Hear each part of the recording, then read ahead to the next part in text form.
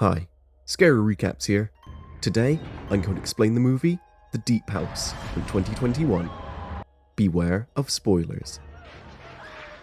Tina and Ben are two young, aspiring filmmakers who visit haunted houses and record their experiences. Upon visiting a sanatorium Ben has found, the couple walks the corridors and searches the rooms for any ghosts that might be there.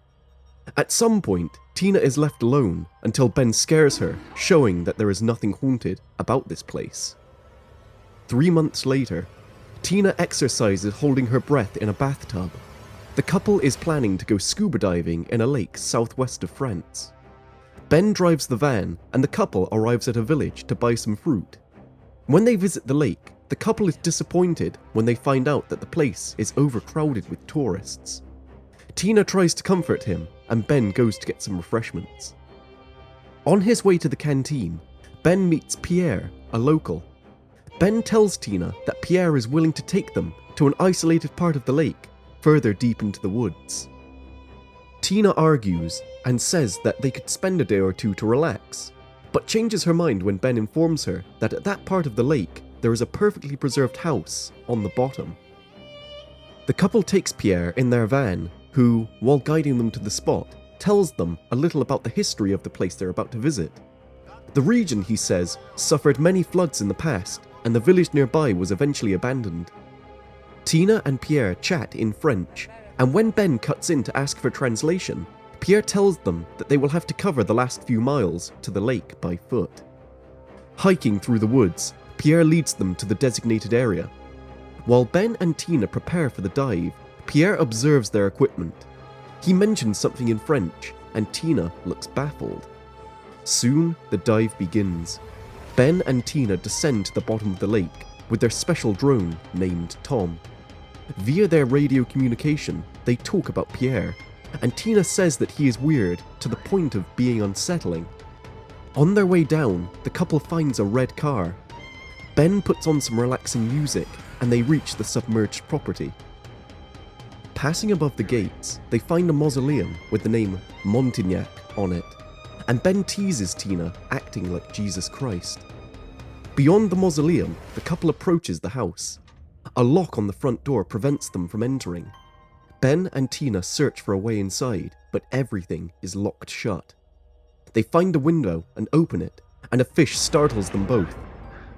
Ben sends in Tom the drone, and as he and Tina enter, they deduct that this must be the attic. The couple then has a look around, where Tina gets scared by a creepy doll, and Ben checks their oxygen levels. Leaving the attic, Ben sends the drone to check the rest of the house. Tina hears a strange voice in her comm, and asks Ben about it. Ben says that there is some kind of interference. The couple continues their exploration, and Tina mentions the strange, perfectly preserved state of the house and its items. She also notices photographs of the owners and comments on their eerie appearance. In one of the bedrooms, Ben gets scared by what appears to be a shadow of a person inside a sheet above a bed. There is nothing inside though, and the two of them decide to get to the ground floor. At the main entrance, Ben and Tina discover scratches on the door, looking as if someone was desperately trying to get out.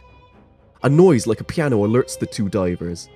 Ben sends the drone to the dining room and follows it, armed with a knife.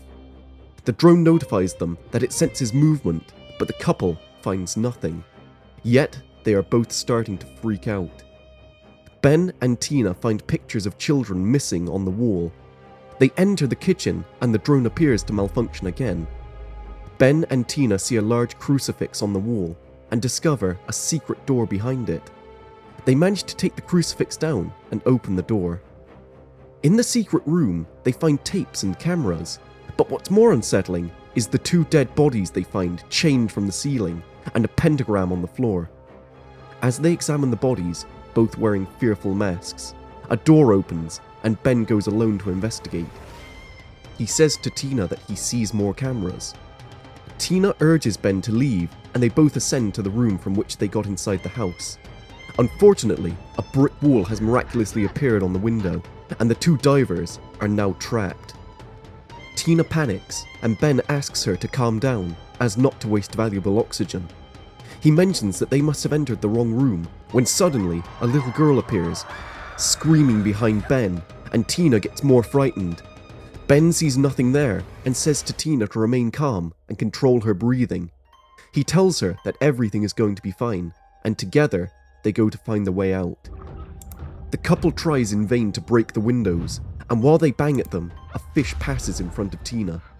She calls out to Ben and follows the fish, saying that there must be a way out. The couple follows the fish to the kitchen and enters again the secret room. Tina finds a grate, but it is too small for them to escape. Promptly, the music starts to play again, and Tina asks Ben to turn it off. Ben says that it's not coming from him. Tina tries to push another grate and repeats to Ben to turn off the music. Ben doesn't reply, and when Tina turns around to look for him, she sees that the chained bodies have disappeared. Tina is terrified and in her panic gets entangled in the chains and ends up with a hook inside her leg. Removing the hook, a red light shines on her from the drone, and Tina rushes to the grate on the ceiling once again. She tries to push it open when something grabs her from below and chains her up. At that moment, Ben comes and snaps Tina out from what appears to be a hallucination. Tina says to Ben that the bodies have vanished, but Ben points at them, showing to her that they are still there. Ben decides then to take off the eerie masks from the dead, and Tina recognizes the owners of the house. Suddenly, the dead open their eyes, and Ben and Tina flee in horror. As the dead couple goes after them, Ben and Tina manage to close the doors just in time before they grab them. Inside the dining room, Ben suggests using the chimney to exit the house, but Tina is too scared to even breathe properly.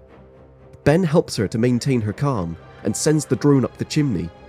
Ben and Tina follow, but then the shaft collapses and everything goes black.